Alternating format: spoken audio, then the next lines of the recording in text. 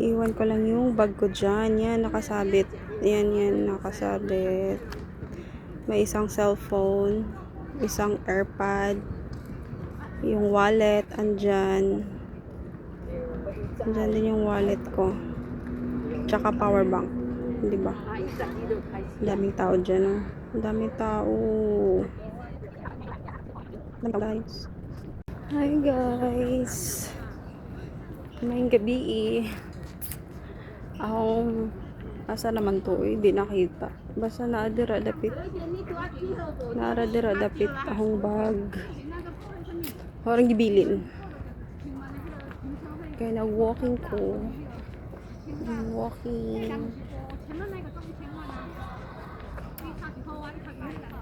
Unja naargya po na diha kay mawa ato na itong wallet, isa ka cellphone, headset, tumbler, o power bank. Nadyo na kay ko. Nadyo na daghang tao nag-jogging. Time check 7. Daghang gyapon tao. Uli na tag guys, kaya 7 na. Alas 7 na. Kuha na akong bag. Tanaw na tuog na pa ba. Tanaw na tong bag. Tuog na pa ba nabili. Ang gamit. Sige na. 15 minutes na. 15 minutes na. Bigyan na. Ang bag 15 minutes. 15 minutes. Ang bag. Ang bag. Ang biyan. Ngit-ngit na. Bahala mo dyan. Check. Check. Check. Oh, 7 na. Naragi hapon. Asa akong wallet. Di makita. Di ba? Uy. Ang 7 na. Time check. Naragi hapon guys. Mara. Wanawa ang sud. Diba? Diba? Nagbuang. Yung ani ka safety sa Taiwan. Larang bag. Ang gamit.